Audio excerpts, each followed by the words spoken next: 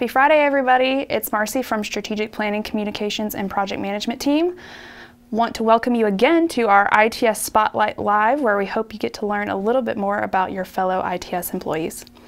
Going to remind you one more time that you can submit questions at any time during the show on our form on the ITS Spotlight page, and we're going to go over those questions at the end of the presentation.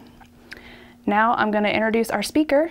Kirk Laird is here today from Classroom AV Support and Student Technology Services, and Kirk's going to talk to us today about computer labs. Take it away, Kirk.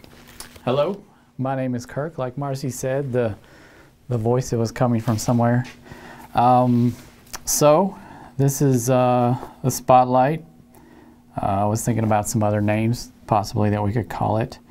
One of them was, let's chat about it. Let's chat about it, IT being it. I don't know, we'll work on it. So who are we? Well, my name is Kirk. I work with there's six of us who manage all of the computer labs and the computer classrooms for IT on campus. We've got quite a few of them.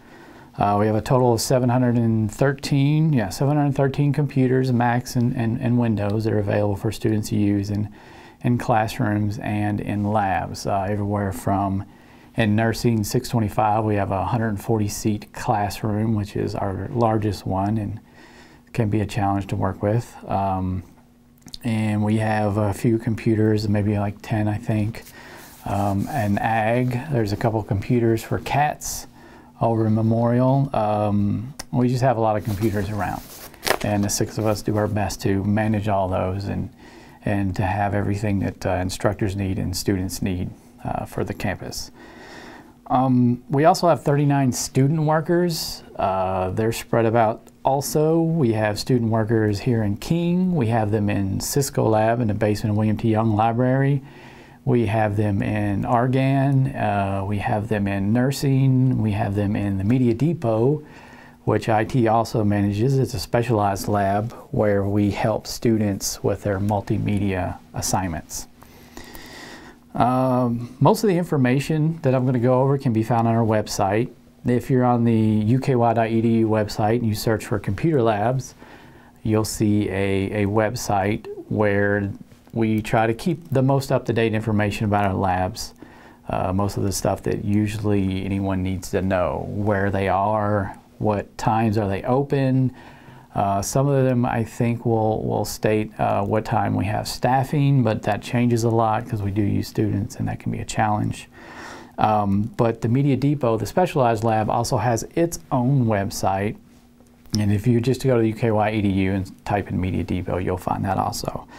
But for the Computer Labs website, the main one, a couple of things that are new are a new software request form. And also we have added a Computer Labs map where you can look at some of our larger labs and you'll see a map of that lab, and all the computers are on there, and you'll see how they're arranged. And if the computer's red, that means someone's on it, and if it's not, that means it's not being used right now. And we're hoping that the more use that those areas get, that students or even faculty, whoever needs to use the lab, will be able to preemptively look at those maps and kind of see how busy it is. That software also helps us grab metrics on usage in all of our labs, and I'll talk about a little bit of that later on. We also have the software request form, which is very important. So in all of our computer labs, there are lots of kinds of software, everything from, we have AutoCAD to all the Adobe products, to even just different versions of Microsoft products, to WinZip, Putty. There's just so many things that students need, instructors need in order to have class. We don't always know what people are going to need in those rooms, so I stress that instructors or even students who want to use our labs search that software database before they need to use that space. Before a semester, a week before a semester begins, if an instructor could search that website and just check if the software that they think was there is there, that would be helpful to us. Because a lot of times people do teach in the same room over and over throughout the semester, but a lot of times we'll update version 12 to version 13 or 14, or a license will end and we won't have that software available. We'll have to pull it, or we create a new image because there was an issue between two other softwares and we're not sure if it'll be used the next semester, or someone only uses it once a year. It's kind of a problem for us to try to keep ahead of what you need. But if you could be a little bit proactive and check the space and check the software database, it would help us serve you. So we have a software database and then request forms on there where you can request things that you need that you don't find on the database. The database, we can only update it so many times. We're working on increasing that, the amount of times we update it, but right now we're just going to kind of do it. Once we get started in the semester, we know what we're going to use in those rooms. We're only going to update it probably once a month. Maybe in the beginning of the semester we'll do it bi-weekly, but we'll just have to adjust that as we need it. On the Media Depot website, if you search for that, you'll find what types of rooms we have. So we have the staff there. We have a lot of computers there. It's an open lab. Students don't have to work on multimedia assignments or use the computers. They are all iMac computers. But mostly what our staff are there to help with multimedia assignments, but they can also help with lots of other things. The 6 rooms, if you look on the Media Depot website, they're only scheduled for, you can only use them if you have them scheduled, and you have to log into a scheduling system so that we know who's going to be there and so that we don't double up on people trying to use the rooms. We have 6 rooms. There's a presentation room, just an audio, one person recording themselves room. There's a green screen room, and our newest room is a podcast room where we have 3 broadcast quality microphones that people can record themselves, and a kind of a discussion for a podcast, and that's the most used room. We have data for that. My students, we have the tagger data from Tableau, where the students swipe their card every time they use one of the recording spaces. And so we grab some demographics from that and just usage, just so we know that the rooms are being used and they're popular, and kind of who's using them, so I can reach out to faculty and see if their students have what they need. Just some of the metrics that we get from there, and if you have any questions, please start sending them in now. I only have a few more things to talk about, so if you can start sending them in. We do have some questions prepared. Let's see, the September logins for 2017 for our labs for a whole month were 15,123 logins. We can just show usage, and of course sometimes some classes there's like, when nursing, there's 140 seats in there. When there's a lot more classes in there, that number will go up, but it's a good kind of relative idea of how the spaces, how much the spaces are being used. Interestingly enough, last September, we just had their top 5 programs where Explorer was number 1, Safari's number 2. I think we have about 217 Macintosh computers. That's where you would find Safari. Number 3 was AutoCAD, number 4 was Photoshop, and then number 5 was Dreamweaver, which I thought was kind of interesting. For the tagger data of the Media Depot rooms, this is only for the swipes that I was talking about for the actual recording rooms. For fall of 2017, we had 1,325 students use those rooms 2,395 times. And just bear in mind that we're only open from 10 to 10 Monday through Thursday, 10 to 8 Friday. We're not here on the weekends. But those 5 days during a fall semester, 1,325 students used those 6 rooms, which was, I think, is pretty interesting. And like I said, the most used room is the podcast room. I think there were 413 students that time that used the podcast room. We started 2013 with the 2014 with the tagger data, and we found that 42% of all the students who have used our space so far are freshmen, and then all the rest are everyone else. So I'm going to look over here and look at some questions that we have. Marcy's typing a few in. From the Media Depot, there's a question: do I get Adobe for free? Thank you from that. Who is that? I'm going to say it's Monin or Kevin. I don't know. But it isn't for free, and that's something that I tell my staff when they're doing a tour. Tell them about downloads, tell them about the availability of software that they can get. But the Adobe is when you've paid to come here, you being a student, then you have paid to use Adobe. So it's not technically free, but you're more than welcome to download it, and please do. And if you do need help downloading it, you can go into the Cisco lab in William T. Young Library. They can help you, or a lot of times someone in the Media Depot can help you download that. What is your favorite part of your job? It's working with students. The students will challenge you to think about things that you didn't think was something. And we're all here to work for students. So when you have students, when you have a lot of interaction with students, it's just it's easier to help, to know what they need and to kind of serve them and help them if you're surrounded by them all the time. Have you seen a change over the years in how people use labs in campus? Yes, you know, there's a big push. I think in EDUCAUSE you would always see the BYOD, you know, that was projected to bring their own devices, and that happens. But they all really don't, they being the students, aren't all extremely competent at using those devices. They'll click on anything on Facebook. Of course, none of them use Facebook anymore, but they get a lot of viruses. They put a lot of stuff on their computers, so it starts slowing down. The maintenance of their own devices is kind of lack. And one of the interesting things I see now are tons of Apple product laptops, which have been surprising. That's been about 1.5 years that those have come out. But again, you know, being able to right-click on it, or being able to use Word, and Word on an Apple product looks different than Word on a PC. That can be a challenge, but we can always help them out with that.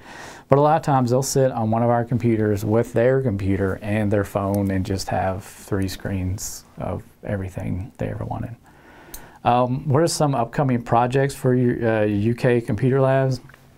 Usually we do that during the summer because that's the time when we have enough time to get into rooms and switch stuff out.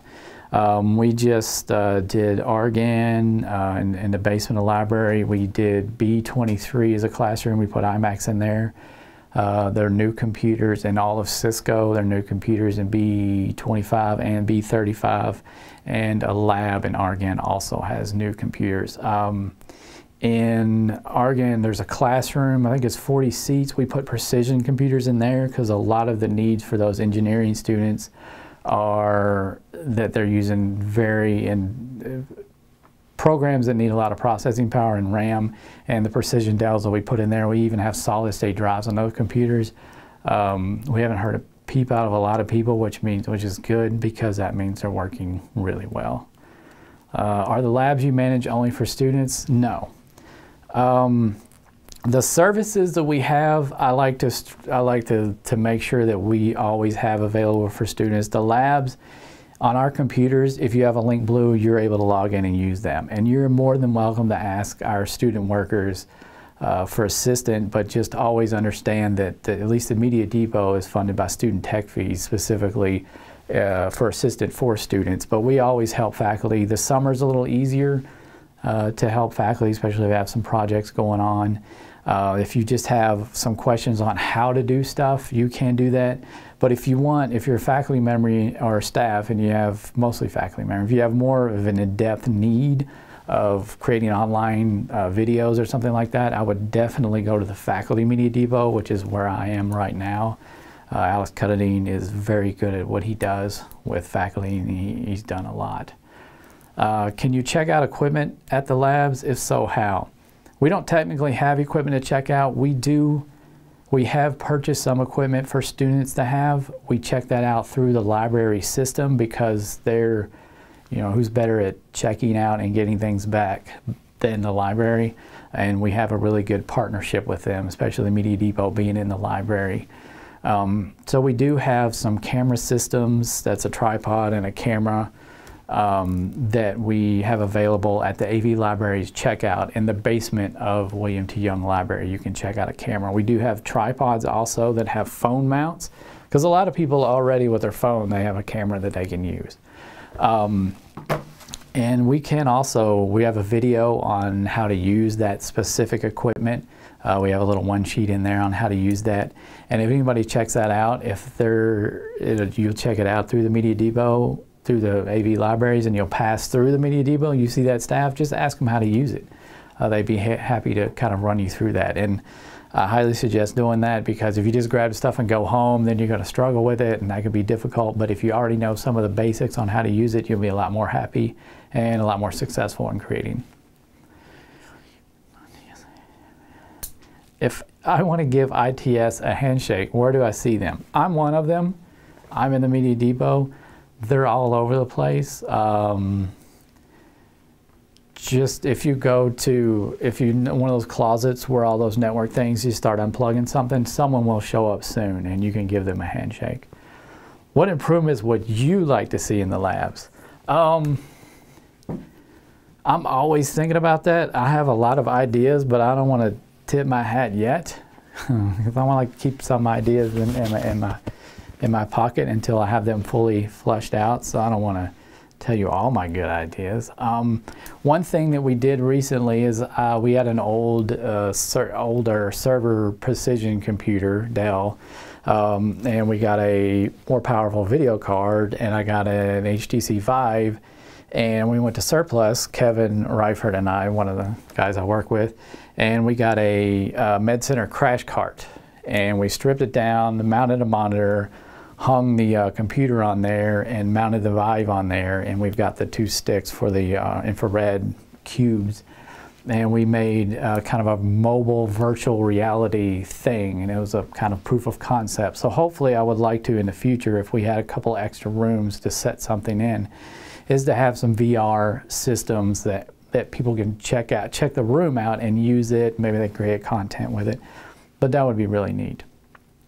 Where's the best place to eat on campus? It isn't Taco Bell. No offense to Taco Bell. If anybody's watching from Taco Bell, I apologize, but I'm going to say there's not one. Oh, no. Boone. The Boone Center Grill. It's outside, so it's a little cool right now, but the Boone Center Grill is the best place to eat on campus. So, and I guess the last question is last question. So with that, I will kick it back to Marcy's voice. Thank you, Kirk. We appreciate you coming and speaking to us today, and also to the Faculty Media Depot for helping us out. Make sure to look for your email with bits and bytes about our next ITS Spotlight and how you can watch this over again or volunteer to be our next Brave speaker. I've got one last thing. Oh, and Kirk's going to interrupt me. Can I go? I don't know if I'm still on here. But when I printed out my cheat sheets, I accidentally stole someone else's thing off the printer. And if they need to do something with their voicemail, you press Applications button and then Preferences and then Camera Settings. Sorry, I just don't want That's important. So also, if you're missing a printout, Kirk may have it. I have it. Have a great Friday afternoon, everybody. Thank you. See you.